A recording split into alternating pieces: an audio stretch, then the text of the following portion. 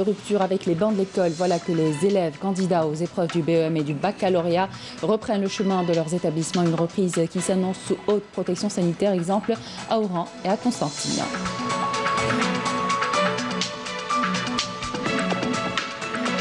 Les clients d'Algérie Post en grognent devant les bureaux de poste et dénoncent un manque de liquidité, un problème accentué par l'affluence au record d'estivants cette année dans la wilaya d'Oran qui aurait une incidence sur la gestion des comptes courants.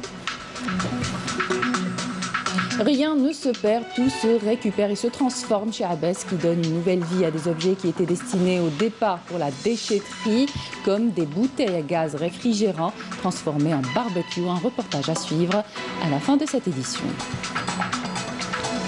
Bienvenue à tous. L'Algérie s'apprête à vivre de nouvelles échéances électorales, notamment le 1er novembre prochain avec le référendum sur le projet de révision de la Constitution. Un rendez-vous qui se déroulera conformément aux dispositions prévues dans la loi fondamentale du pays et la loi organique de 2016 relative au régime électoral. Nakhla Al-Harbi. Le référendum sur la révision de la loi fondamentale du pays se déroulera conformément aux dispositions prévues dans la Constitution et la loi organique de 2016 relative au régime électoral. Pour rappel, l'article 8 de la Constitution stipule que le pouvoir constituant appartient au peuple. Le même article énonce que ce dernier, le peuple, exerce sa souveraineté par l'intermédiaire des institutions qu'il se donne. Il l'exerce aussi par voie de référendum et par l'intermédiaire de ses représentants élus. Le président de la République peut en outre directement recourir à l'expression de la volonté du peuple. Par ailleurs, l'article 91-34 fait référence aux pouvoirs et prérogatives que confèrent les dispositions de la Constitution au président de la République. Il est stipulé dans l'alinéa 8 que le président peut, sur toute question d'importance nationale, saisir le peuple par voie de référendum. Dans l'article 208 de la loi fondamentale, il est mentionné que la révision constitutionnelle est décidée à l'initiative du président de la République. Elle est votée en termes identiques par l'Assemblée populaire nationale et le Conseil de la Nation dans les mêmes conditions qu'un texte législatif. Le même article énonce que la révision constitutionnelle est soumise par référendum à l'approbation du peuple dans les 50 jours qui suivent son adoption. Cette révision constitutionnelle approuvée par le peuple est promulguée par le président de la République. L'article 209 prévoit en outre le cas de figure du rejet de référendum par le peuple et stipule à cet effet que la loi portant projet de révision constitutionnelle repoussée par ce dernier devient caduque et qu'elle ne peut lui être soumise à nouveau durant la même législature. Dans ces articles 149, 150 et 151, la loi organique de 2016 relative au régime électoral apporte des détails sur le déroulement du référendum. L'article 149 de cette loi stipule en effet que les électeurs sont convoqués par décret présidentiel 45 jours avant la date du référendum. Le 12 août dernier, le président de la République, qui a fait de l'amendement de la Constitution sa priorité, insistant sur l'élaboration d'une constitution consensuelle, avait appelé les membres du gouvernement et les walis à se préparer à l'étape du référendum sur l'avant-projet de révision de la Constitution. Un montant dépassant 109 millions de dinars a été réservé par la Caisse nationale de mutualité agricole pour les agriculteurs de Skikda. 28 millions de dinars du montant global ont été consacrés pour couvrir les indemnisations des incendies et autres sinistres. Ceci dans le cadre de la diversification des services de la CRMA pour une meilleure prise en charge des préoccupations des agriculteurs. Mélim Damis.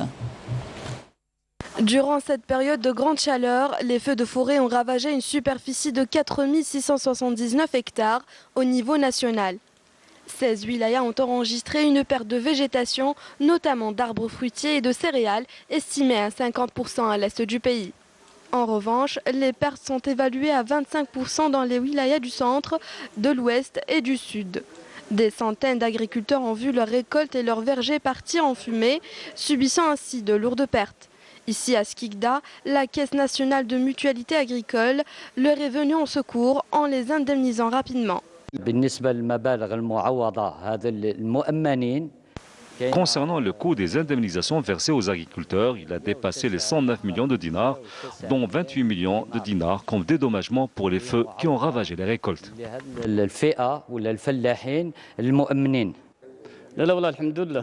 Alhamdoulilah, ils nous ont bien pris en charge. C'est une très bonne initiative. Je remercie les autorités pour leur soutien. À l'est du pays, les incendies ont ravagé près de 4375 hectares de céréales et d'arbres fruitiers, d'où la nécessité d'accompagner les agriculteurs pour qu'ils puissent redémarrer la saison agricole dans la sérénité. Après plusieurs mois de rupture avec les bancs de l'école, voilà que les élèves candidats aux épreuves du BEM et du baccalauréat reprennent le chemin de leurs établissements. Une reprise qui s'annonce sous haute protection sanitaire, masques, gel et distanciation physique oblige. Une épreuve indispensable pour les écoliers du lycée Hamou Bouchoul à Constantine Badiramarni. Lycée Hamou Bouchoul à Zouari, sur les hauteurs de Constantine. Une vaste opération de nettoyage et de désinfection a été menée au niveau des classes et différents autres espaces, et ce, en prévision de l'examen du baccalauréat 2020. Environ 70% des élèves des classes de terminale sont présents avec nous aujourd'hui pour entamer leur révision. Ceci est rendu possible grâce au contact permanent entre ces élèves et leurs enseignants via les réseaux sociaux. Sur le plan psychologique, les élèves seront accompagnés afin de les préparer au mieux pour passer leur examen sereinement après une longue période de rupture avec les bancs de l'école. Les élèves ont fait des révisions avec leurs enseignants pour renforcer leurs connaissances. Toutes les conditions sont réunies pour passer cette épreuve en respectant un protocole sanitaire strict pour préserver la santé des candidats. Nous avons nettoyé et désinfecté toutes les structures de l'établissement, blocs administratifs, classes et salles des enseignants. Nous espérons pouvoir apporter un soutien psychologique à nos élèves et les aider sur le plan pédagogique en renforçant leurs connaissances après un long temps d'arrêt. Les séances de révision se poursuivent. Tout le soutien sera apporté aux candidats par le staff d'encadrement jusqu'à l'examen qui leur permettra, s'ils sont admis, d'aller à l'université. À Oran, plus de 47 900 candidats sont concernés par les deux examens du bac et du BEM. Ils sont répartis sur 160 centres d'examen et plus de 2500 classes.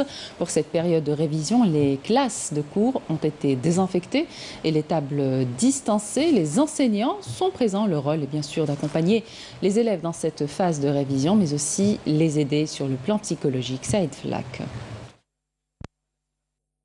Il est 8 h du matin, c'est le retour en classe pour ces élèves de la ville d'Oran qui s'apprêtent à passer le bac dans quelques jours. Un protocole sanitaire strict a été mis en place pour l'occasion. Les conditions étaient réunies et toutes les dispositions sanitaires ont été prises pour cette reprise. C'est une bonne chose car on avait hâte de revenir en classe. À l'entrée, ils ont pris notre température, les tables étaient distancées et toutes les conditions sanitaires étaient présentes. Les enseignants sont présents et notre rôle est d'accompagner les élèves dans cette phase de révision, les aider sur le plan psychologique et leur permettre de reprendre confiance en eux. Les classes de cours ont été désinfectées elles aussi et les tables distancées. Jusqu'à présent, le protocole sanitaire mis en place est satisfaisant. Les résultats sont là, que ce soit dans les entreprises, au sein de la société civile et même dans les mosquées. Tout va bien.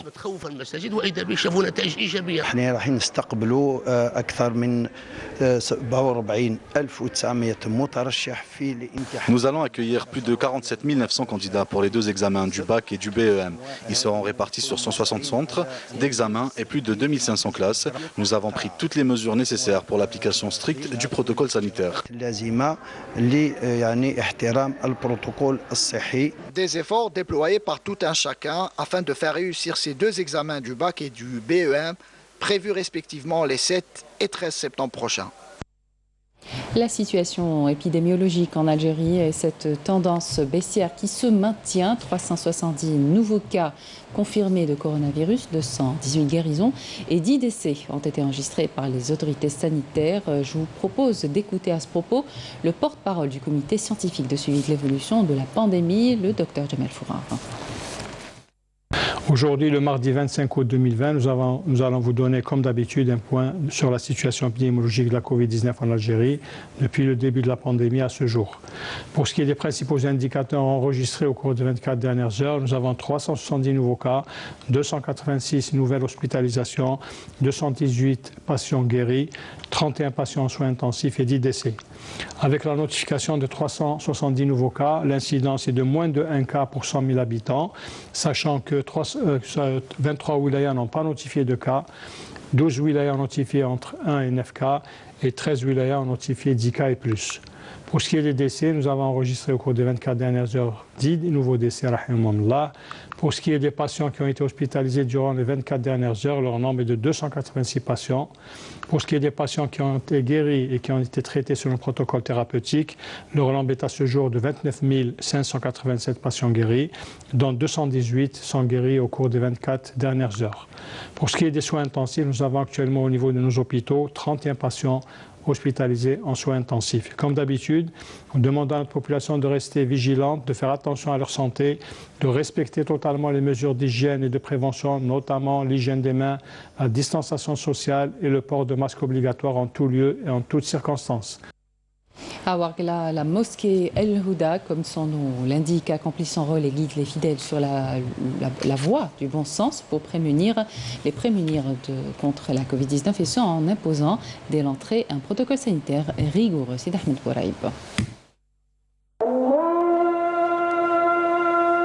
La mosquée El Houda Ouargla a réouvert ses portes aux fidèles, mais la prudence reste toujours de mise. Les gestes barrières doivent être scrupuleusement respectés. Depuis l'annonce de la réouverture des mosquées, nous avons pris toutes les mesures imposées par le protocole sanitaire qui nous a été soumis. Nous distribuons des bavettes et du gel. Nous fermons les portes directement à la fin de chaque prière.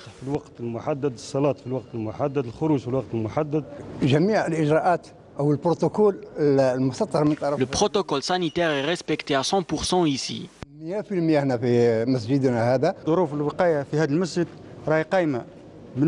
Tout le monde respecte les mesures sanitaires, que ce soit les fidèles ou bien les imams.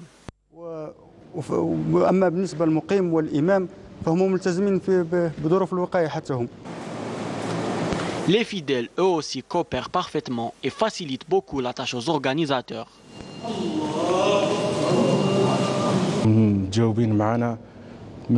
Les fidèles sont conscients, ils ramènent leurs propres tapis et leurs bavettes. Pour le moment, tout se passe très bien.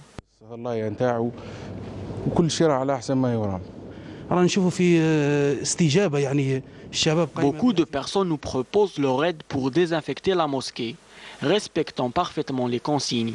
Je prie Dieu pour qu'il nous délivre de ce fléau. Le strict respect des mesures sanitaires, la condition sine qua non pour barrer la route au coronavirus.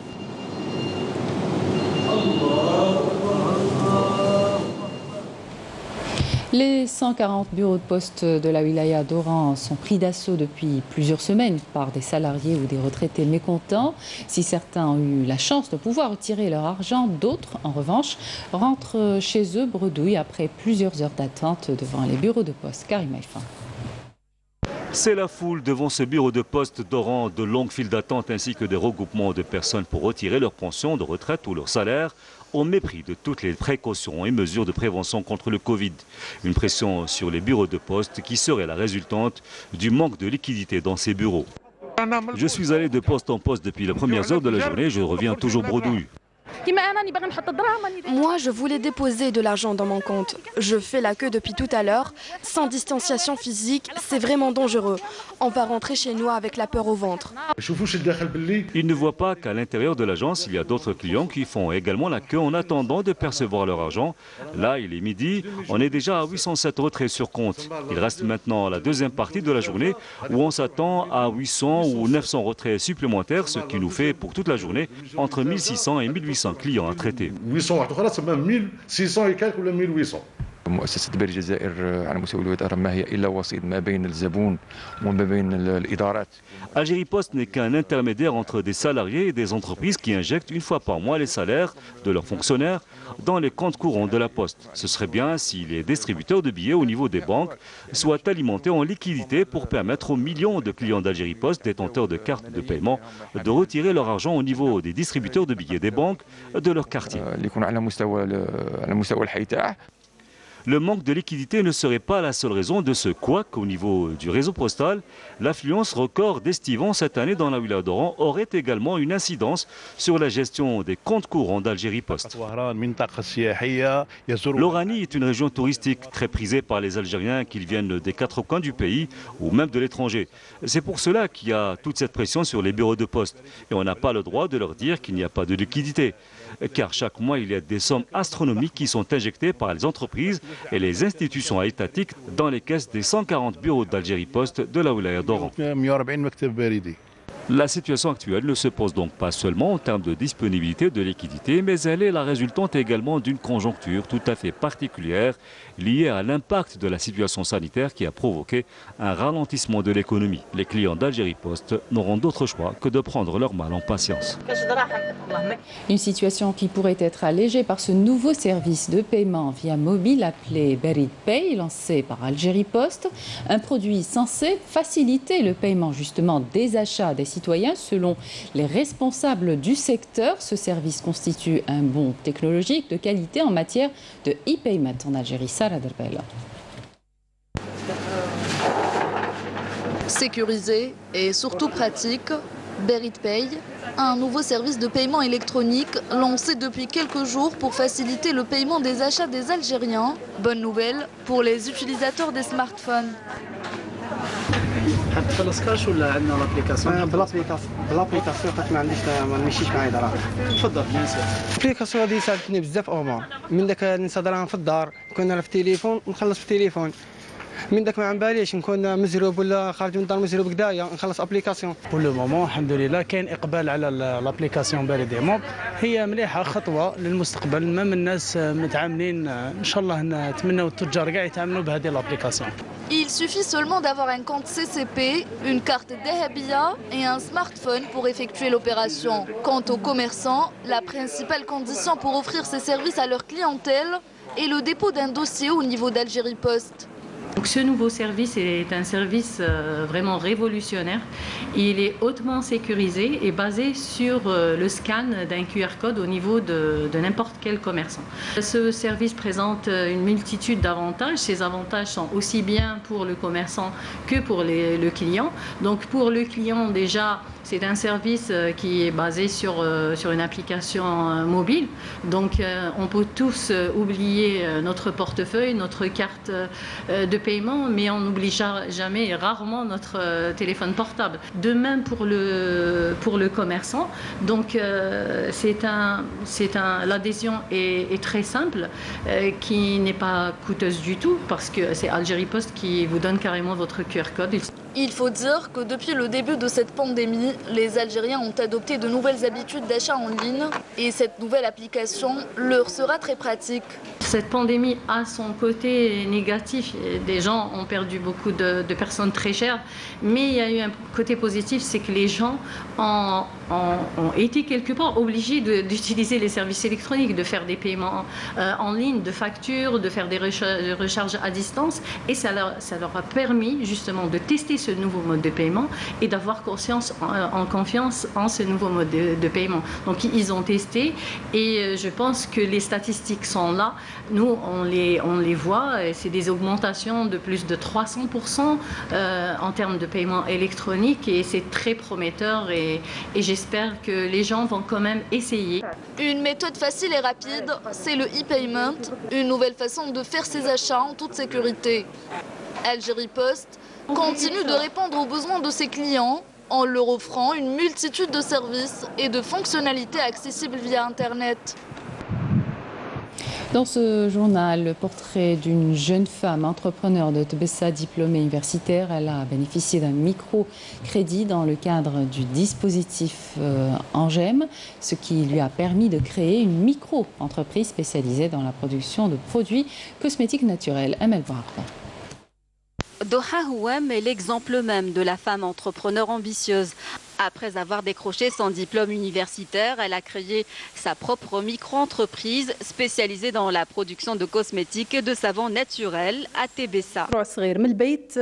J'ai commencé à fabriquer ces produits chez moi avant d'ouvrir un petit atelier. J'ai pris attache avec l'Angem de Tebessa qui m'a soutenue en m'octroyant un crédit, de l'argent en espèces car notre travail est manuel. Nous n'avons pas besoin d'équipement. Ma devise a été « L'impossible n'est pas algérien ». La volonté et la motivation sont des facteurs clés pour réussir, comme en témoigne le parcours de cet enfant de Lounza qui a bénéficié du soutien de l'agence de gestion du microcrédit de la wilaya de Tebessa. Je suis contente car j'ai réussi à concrétiser un projet qui me tenait à cœur et j'appelle toutes les personnes diplômées qui n'ont pas trouvé de travail à ne pas rechigner devant n'importe quelle tâche du moment que cela leur apporte de l'expérience et un revenu. L'objectif de notre agence est de lutter contre la pauvreté et la précarité, ce qui s'inscrit en droite ligne avec les objectifs de l'État et du ministère de la Solidarité, représenté par l'Angem, qui soutient les jeunes entrepreneurs et les aide à créer des micro-entreprises. L'Agence nationale de gestion du microcrédit permet ainsi à de nombreux projets d'investissement créateurs de richesses et d'emplois de prendre forme, de quoi booster le développement local et donner un coup d'accélérateur à l'économie nationale. Rien ne se perd, tout se récupère et se transforme chez Abès qui donne de nouvelles vies à des objets qui étaient destinés au départ pour la déchetterie. Après ce reportage, vous allez hésiter dorénavant à vous débarrasser de vos objets jugés encombrants comme des bouteilles à gaz réfrigérants transformées en barbecue. Maya Amrani.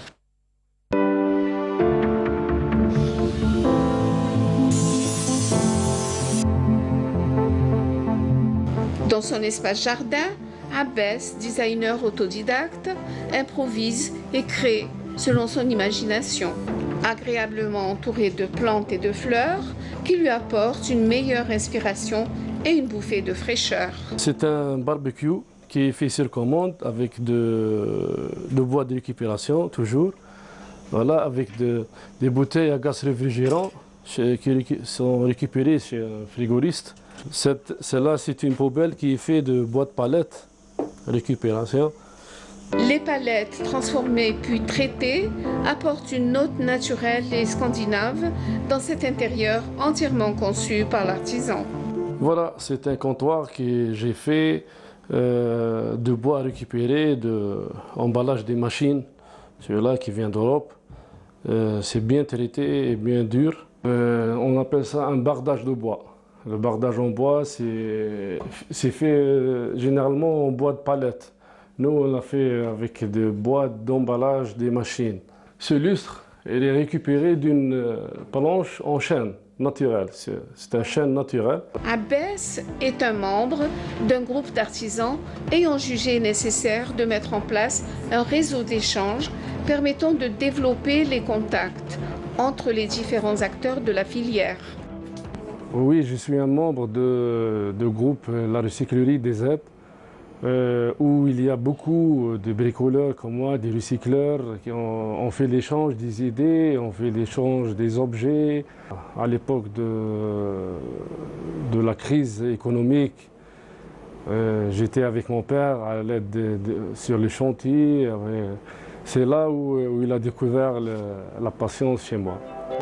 L'utilisation des déchets par le recyclage, c'est débarrasser la planète de la pollution et l'encombrement des déchetteries. Un savoir-faire qui, on l'espère, perdurera dans le temps. Et c'est la fin de cette édition. Merci de votre attention. L'information continue sur les liens qui s'affichent sur votre petit écran. Excellente suite de programme sur Canal Algérie.